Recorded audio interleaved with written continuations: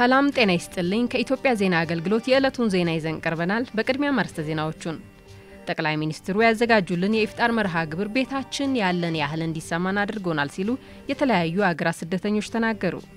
ኢትዮጵያ የአፍሪካን የኢኮኖሚ ውህደት የሚያሳልጡ የመሰረተ ልማት ዝርጋታ ስራዎች ላይ ትኩረት ሰጥታ እየሰራች እንደምትገኝ የኢፌድሪ ፕሬዝዳንት ታዬ አጽቀሥላሴ ገለጹ።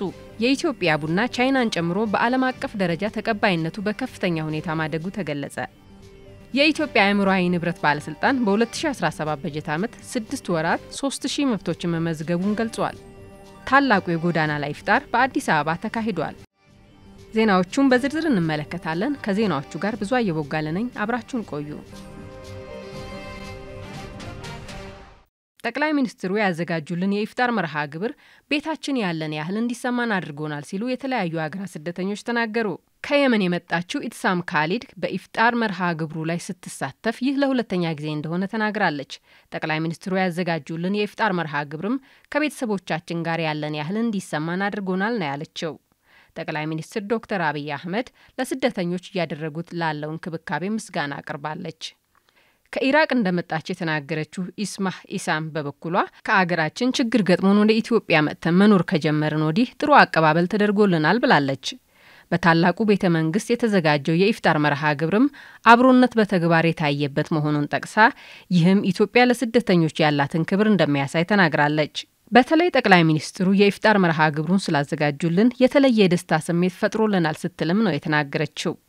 ከሶሪያ የመጣው ጀሚል በሰም ኢትዮጵያውያን እንግዳ ተቀባይና ለስደተኞች ክብር ያላቸው ደግ ህዝቦች ናቸው ብለዋል። ኢትዮጵያ ለሁሉም ስደተኞች ተገቢውን ጥበቃና እንክብካቤ እያደረገችላቸው መሆኑን የተናገረችው ደግሞ ከሱዳን የመጣችው ነጃት ሁሴን ናት። የስደተኞችና ተመላሾች አገልግሎት ዋና ዳይሬክተር ጠይባ ሐሰን በአሁኑ ወቅት ኢትዮጵያ ከ1.2 ሚሊዮን በላይ የተለያዩ አገራትን ስደተኞች ተቀብላ እያስተናገደች መሆኑን ተናግረዋል። ይህም ኢትዮጵያ በዓለም አቀፍ ደረጃ ስደተኞችን ተቀብላ ተገቢውን ጥበቃና ከለላ በማድረግ ተጠቃሽ እንድትሆን አድርጓታል ብለዋል። በታላቁ ቤተ መንግስት በተካሄደው የኢፍጣር መርሃ ግብር ከ12 ሀገራት የመጡ ስደተኞች መሳተፋቸውን ጠቅሰው ጠቅላይ ሚኒስትር ዶክተር አብይ አህመድ በየዓመቱ ይህን በጎ ተግባር ሲያከናውኑ መቆየታቸውንም ተናግረዋል።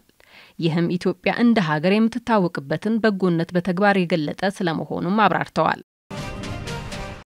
ኢትዮጵያ የአፍሪካን የኢኮኖሚ ውህደት የሚያሳልጡ የመሰረተ ልማት ዝርጋታ ስራዎች ላይ ትኩረት ሰጥታ እየሰራች እንደምትገኝ የኢፌድሪ ፕሬዝዳንት ታዬ አጽቀሥላሴ ገለጹ። የአፍሪካ ኢኮኖሚክ ኮሚሽን 57ኛው አህጉራዊ የፋይናንስና ምጣኔ ሀብት የሚኒስትሮች ጉባኤ በሚኒስትሮች ደረጃ በመካሄድ ላይ ይገኛል። በጉባኤው የአፍሪካ ህብረት ኮሚሽን ሊቀመንበር ማህሙድ አሊ ዩሱፍ፣ የተባበሩት መንግስታት የአፍሪካ ኢኮኖሚክ ኮሚሽን ዋና ጸሐፊ ክላቨር ጋቴቴ፣ የአፍሪካ አህጉራዊ ነጻ ንግድ ቀጠና ዋና ጸሐፊ ዋምኬሌ ሜኔ፣ የዚምባብዌ የፋይናንስ ኢኮኖሚ ልማትና ኢንቨስትመንት ሚኒስቴር ዋና ጸሐፊ፣ የተሰናባቹ የአፍሪካ የፋይናንስ የኢኮኖሚና ልማት ሚኒስትሮች ቢሮ ሊቀመንበር አንድሪው ቡቡምቤ ተገኝተዋል። በዚሁ ጊዜ የኢፌድሪ ፕሬዝዳንት ታዬ አጽቀሥላሴ ባስተላለፉት መልእክት አፍሪካ የኢኮኖሚ እድገት ሽግግር ለማድረግ በወሳኝ የታሪክ ምዕራፍ ላይ ትገኛለች ብለዋል። የአፍሪካን ድንበር የለሽ ነጻ የሸቀጥና የአገልግሎት ግብይት መሻት ተስፋን እውን ለማድረግ ከምኞት የዘለለ ስራ እንደሚያስፈልግ ገልጸዋል። በዚህም ሀገራት የአፍሪካ አህጉራዊ ነጻ የንግድ ቀጠና ስምምነትን ከማጽደቅ ባለፈ ወደ ተግባር መለወጥና ስኬታማ ብሔራዊ የትብብር ኮሚቴ አዋቅሮ በቁርጠኝነት መስራት እንዳለባቸው አጽንኦት ሰጥተዋል። ኢትዮጵያ ለአፍሪካውያን የንግድ ውህደት ወሳኝ ሚና የሚጫወቱ የመሰረተ ልማት ዝርጋታዎች ላይ ትኩረት ሰጥታ እየሰራች መሆኑንም አስታውቀዋል። ለአብነትም የኢትዮ ጅቡቲን የሚያስተሳስር የምድር ባቡር መስመር፣ የመንገድ፣ የኤሌክትሪክ፣ የቴሌኮምና የውሃ መሰረተ ልማት ግንባታዎች ለአህጉራዊ የኢኮኖሚ ውህደት ምሳሌ መሆናቸውን አስረድተዋል። ኢትዮጵያ ከኬንያና ደቡብ ሱዳን ጋር የሚያገናኛትን የድንበር ተሻጋሪ ኮሪደር የንግድና ትራንስፖርት መንገድ መሰረተ ልማት ግንባታም ለአፍሪካ አህጉራዊ ነጻ ንግድ ቀጠና ትስስር ያላትን ቁርጠኝነት የሚያሳይ ነው ብለዋል። በሌላ መልኩ ኢትዮጵያ ቀጠናዊ የኢንቨስትመንትና የኢንዱስትሪ አቅም የሚሆን ተመጣጣኝ ታዳሽና አስተማማኝ የኤሌክትሪክ ኃይል በማቅረብ የኢኮኖሚ ውህደትን ለማሳለጥ እየሰራች ትገኛለች ሲሉም ገልጸዋል። የኢንዱስትሪ ፓርክና ልዩ የኢኮኖሚ ዞን ስራዎችም ለአፍሪካ አህጉራዊ ነጻ ንግድ ቀጠና ትግበራ ያላትን ዝግጁነት የሚያመላክቱ መሆናቸውን አንስተዋል። የኢትዮጵያ ቡና ቻይናን ጨምሮ በዓለም አቀፍ ደረጃ ተቀባይነቱ በከፍተኛ ሁኔታ ማደጉን በቻይና የኢትዮጵያ ኤምባሲ ምክትል ሚስዮን መሪ አምባሳደር ደዋኖ ከድር ገለጹ። በቤጂንግ የሚገኘው የኢትዮጵያ ኤምባሲ በሶስተኛው ቤጂንግ ኢንተርናሽናል ካፌ ካልቸራል ፌስቲቫል ላይ ተሳትፎ አድርጓል። በቻይና የኢትዮጵያ ኤምባሲ ምክትል ሚስዮን መሪ አምባሳደር ደዋኖ ከድር እንዳሉት ኢትዮጵያ የጥሩ ጣዕም ወይም አረቢካ ቡና መገኛ፣ ጥራት ያለው ቡና አምራችና ላኪ እንዲሁም የተለያዩ ባህሪያት ያላቸው በርካታ የቡና ዝርያዎች ባለቤት ናት ብለዋል።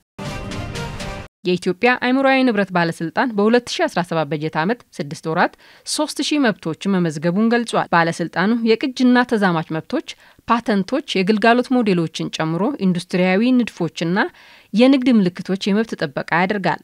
የባለስልጣኑ ዋና ዳይሬክተር ወልዱ ይመስል ለኢዜአ እንደገለጹት ባለስልጣኑ በርካታ ዓመታትን ማስቆጠሩን ተናግረዋል። በእነዚህ ዓመታት በርካታ ስራዎች እንዳከናወነና በሚፈለገው ልክ እንዳልነበር ገልጸው ለአብነት እስከ 2015 ድረስ በአመት በሁሉም መብቶች ጥቂት ምዝገባ እንዳከናወነ ጠቅሰዋል። ባለፉት 20 ዓመታት 500 ፓተንት መመዝገቡን ተናግረው ይህን ለማሻሻል የምዝገባ ስርዓቱን ማሻሻሉን ገልጸዋል። በዚህም በ2017 በጀት ዓመት 6 ወራት 3000 መብቶች መመዝገቡን ተናግረው የቅጅና ተዛማጅ አሁን ላይ ያለው ጅምር ስራዎች አበረታች ቢሆንም በሚፈለገው ደረጃ ላይ አለመድረሱን ተናግረዋል። ይህም የሆነበት ምክንያት በከፍተኛ ትምህርት ተቋማት የሚደረጉ የምርምር ውጤቶችን ከማሳተም ባሻገር ፓተንት እንዲወጣባቸው አይደረጉም ብለዋል። በዚህም የከፍተኛ ትምህርት ተቋማት የሚያከናውኗቸውን የምርምር ስራዎች ከማሳተም ባሻገር ወደ ፓተንት እንዲያሻግሩ ጥሪ አቅርበዋል። ታላቁ የጎዳና ላይ ኢፍጣር መርሃ ግብር በትናንትናው ዕለት በአዲስ አበባ ተካሂዷል። በኢፍጣር ስነ ስርዓቱ የኢትዮጵያ እስልምና ጉዳዮች ጠቅላይ ምክር ቤት ፕሬዝዳንት ሼህ ሀጂ ኢብራሂም ቱፋን ጨምሮ የሃይማኖት አባቶችና የእምነቱ ተከታዮች ተገኝተዋል። የኢትዮጵያ እስልምና ጉዳዮች ጠቅላይ ምክር ቤት ፕሬዝዳንት ሼህ ሀጂ ኢብራሂም ቱፋ በወቅቱ የረመዳን ወር እርስ በርስ የምንረዳዳበትና አንድነታችንን ይበልጥ የምናጠናክርበት ነው ብለዋል። ይህ አብሮነትና እርስ በርስ መረዳዳት የዘወትር ተግባር መሆን እንዳለበት አመላክተዋል። የዘንድሮውን ታላቁ የጎዳና ላይ ኢፍጣር ስነ ስርዓት በቁርአን ሂፍዝ ውድድር የታጀበ መሆኑ ከወትሮ ለየት ያደርገዋል ብለዋል። የጎዳና ላይ ኢፍጣር ስነ ስርዓቱ በድምቀት እንዲከናወን አስተዋጽኦ ላደረጉ አካላት ምስጋናም አቅርበዋል። የኢትዮጵያ እስልምና ጉዳዮች ጠቅላይ ምክር ቤት ጽህፈት ቤት ኃላፊ ኡስታዝ አቡበከር አህመድ ታላቁ የጎዳና ላይ ኢፍጣር ያለው ለሌለው የሚያካፍልበት፣ ህብረታችን የምናጠናክርበትና ለአገራችን ዱዓ የምናደርግበት ነው ብለዋል። በስነ ስርዓቱ የተገኙት የወንድም ኻሊድ ፋውንዴሽን መስራችና ስራ አስኪያጅ ኻሊድ ናስር እና መሐመድ ኑር ሀጂ ቦሩ ሸምሱ ታላቁ የጎዳና ላይ ኢፍጣር ስነ ስርዓት እርስ በርስ የምንረዳዳበትና የምንተዋወቅበት ነው ብለዋል። ዜናው አበቃ። ሰላም ቆዩ።